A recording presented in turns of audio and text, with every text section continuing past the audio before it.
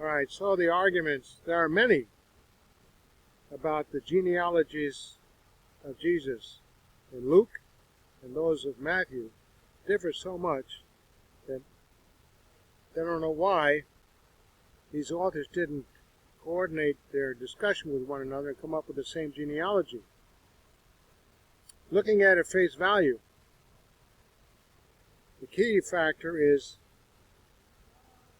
Luke's and Matthew's genealogies differ from period of captivity, Babylonian, to Jesus Christ.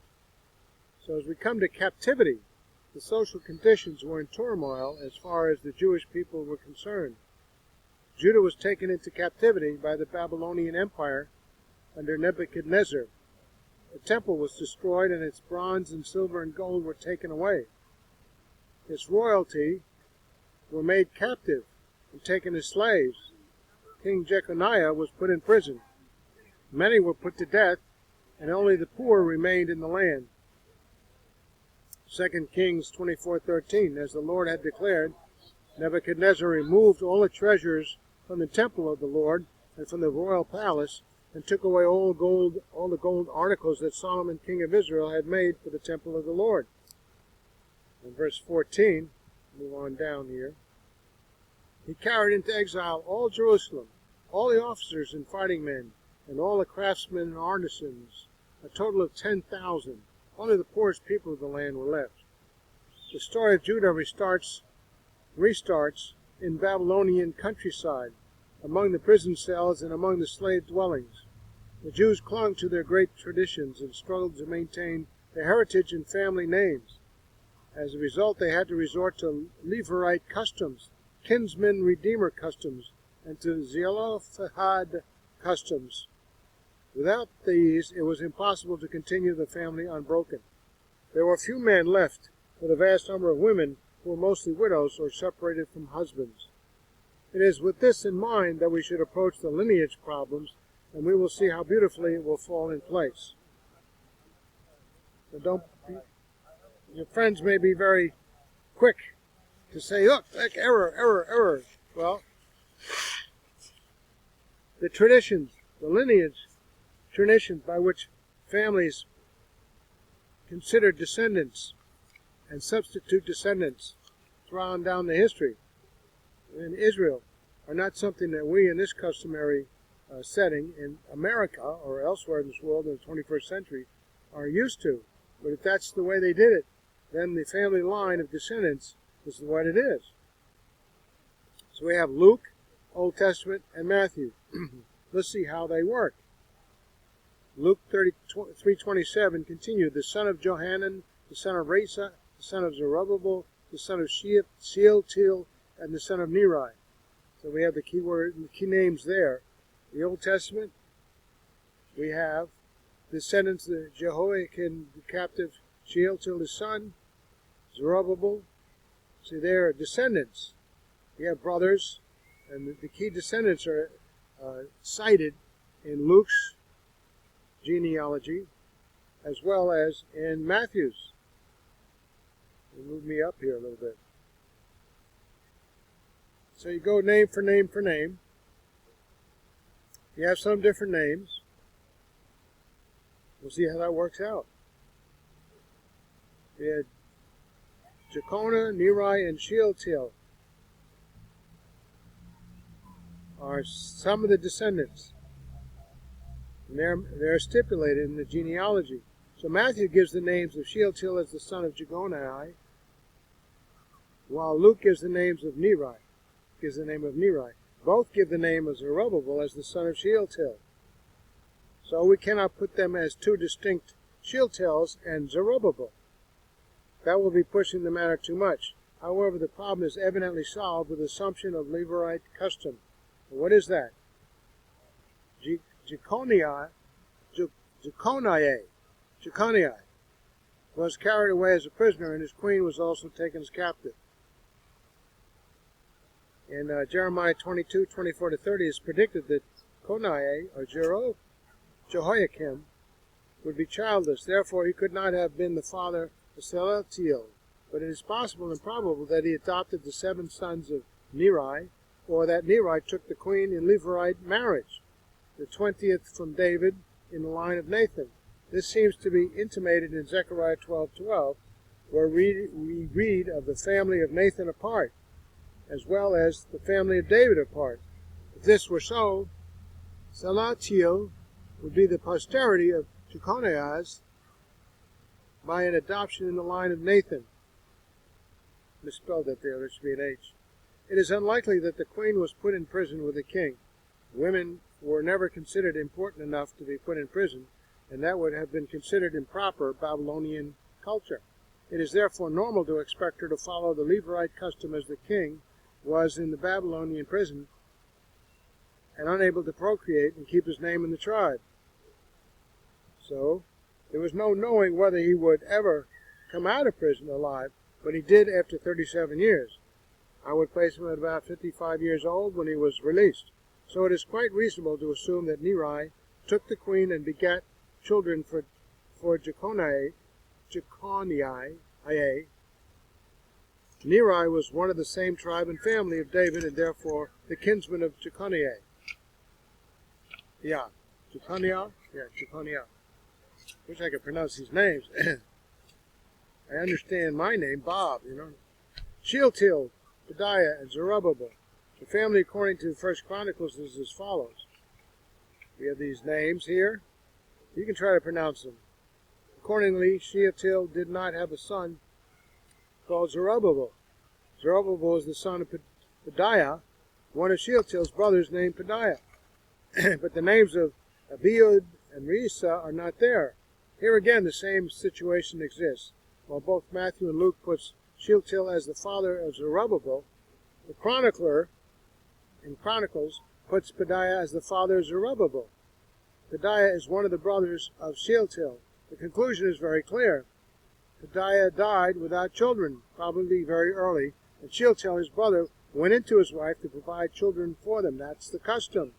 Thus, chronicler, being a legal man, follows the Pedaiah line, the legal son, while Zerubbabel was actually the son of Shealtiel. Luke, following the bloodline, follows Zerubbabel to Shealtiel.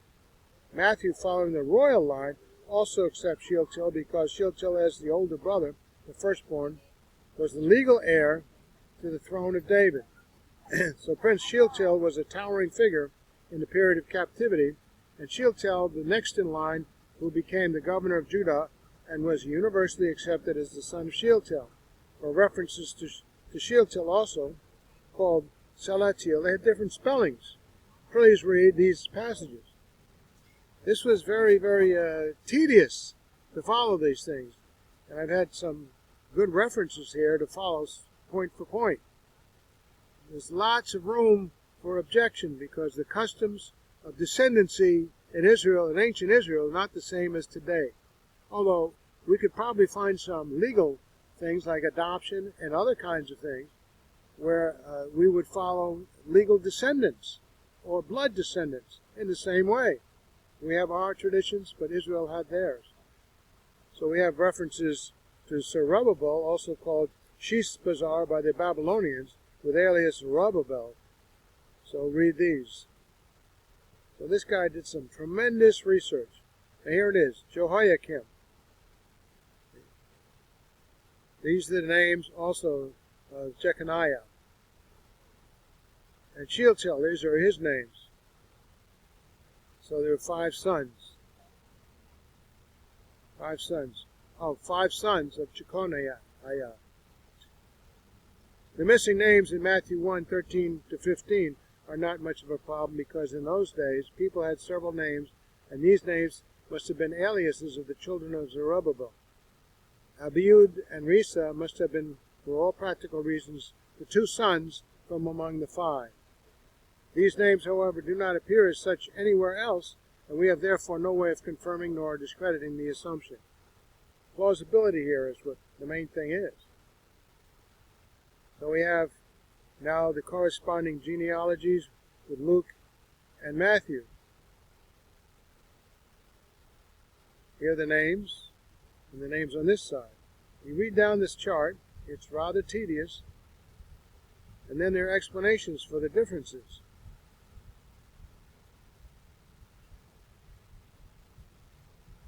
When we get all the way down, Luke 3:23, now Jesus himself was about 30 years old when he began his ministry.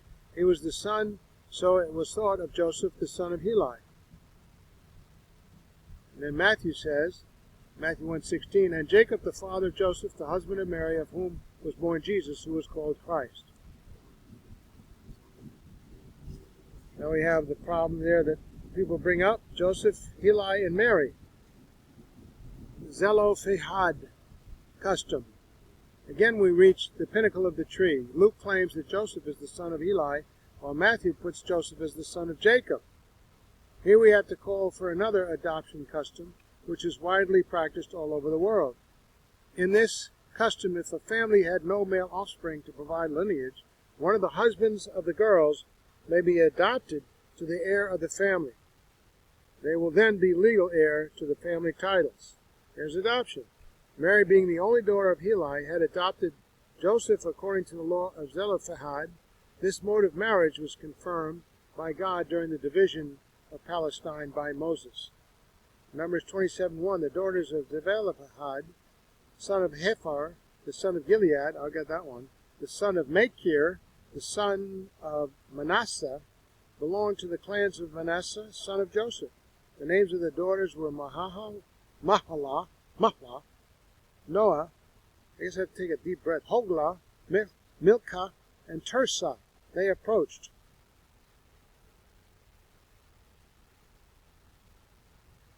The entrance, Numbers 27:2, the entrance to the tent, they approached the entrance to the tent of meeting and stood before Moses, Eleazar, and the priests, the leaders, and the whole assembly, and said, our father died in the desert. He was not among Korah's followers who banded together against the Lord, but he died for his own sin and left no sons. Then Numbers 27:4, why should our father's name disappear from his clan because he had no son? Give us property among our father's relatives.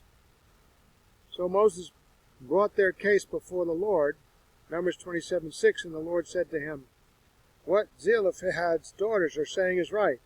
You must certainly give them property as an inheritance among their father's relatives and turn their father's inheritance over to them.